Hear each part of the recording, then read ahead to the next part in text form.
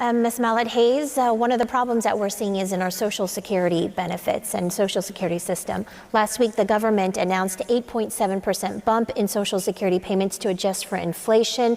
There are recent reports coming out saying that Social Security is going to be in big trouble by 2034, as early as 2034. So how does a program sustain itself? What do we do now to find a solution to Social Security benefits? Well, I think you're going to hear us revert back to the whole spending. I don't disagree with them that we need a balanced budget. We need to ensure that Social Security and Medicare stay solvent, and we do that by putting a priority on things that matter the most to most Arkansans and as well as Americans. I think we need to look at all of our systems and do a good run through and try to make them more efficient and see how we can save money there. I know there's a lot of systems that are still very clunky and inefficient and hard to use. And if we can focus on making those more efficient, we can save some labor costs there and put that money towards the Social Security and Medicare funds that we need. And Mr. Kaleges, 1 minute.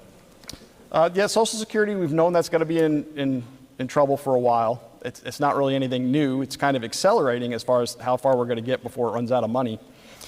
But one of the things we're going to have to do is try and make it so that it's solvent for the future. It should have been set up to where it was a retirement account. People feel like they paid into Social Security and they're entitled to that money, and they should feel that way. But unfortunately, what they paid in did not go into an account for them. It just went to pay for current beneficiaries. And so it's set up kind of like a Ponzi scheme, and those are designed to eventually fail.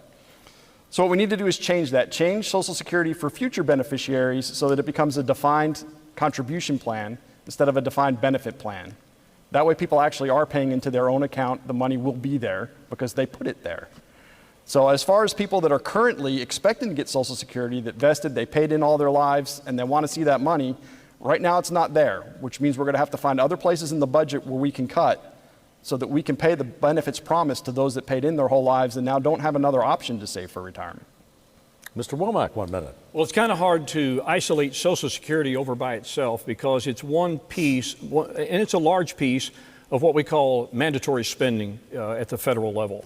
Discretionary spending 50 years ago was about a third, or was about 2/3 of government spending. Today it's about a third. So 2/3 of government spending is tied up with Social Security, Medicare, Medicaid, the net interest on the debt, which is soaring right now.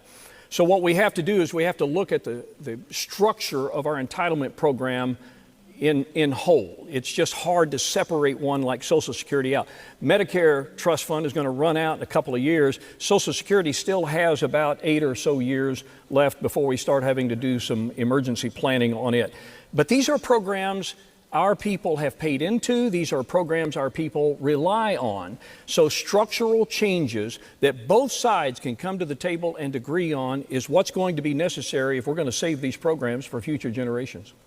All right, thank you, sir. Ms. Mallett-Hayes, you have 30 seconds for a follow-up. We've known these were going to be issues for the upcoming years for a while now, and yet we keep giving the same representatives the opportunity to make changes to these programs and to the funding, and we haven't seen that happen. Mr. Womack's been in Congress for 12 years, and I haven't seen much of any legislation that he's presented to tackle these problems. And while I can agree with what he's saying, I would like to see some action. All right, sir. Thank you, ma'am. Mr. Kaleges, 30 seconds. I'd like to echo the same thing. It is long past time for action. This isn't something that 8 years from now we need to worry about emergency. We know this is happening now. We've known it's happened for a while. We knew this was happening back in the 1980s when Ronald Reagan first raised the payroll taxes so that we could try and extend its life a little longer. It's not something new. It's something that should already have been addressed. It's something that we need to address now because previous generations have just been kicking the can down the road. Mr. Womack, 30 seconds. I don't think either of my opponents have been paying much attention. I was a budget chair in 2018, led the Joint Select Committee on Budget Process Reform. The last real budget that came out of the House Budget Committee, I'm talking a true budget that balanced in the 10-year window, was the budget I presented for FY19. And in that budget, we called for an increase in the age of eligibility for Medicare. It was small. It was from 65 to 67.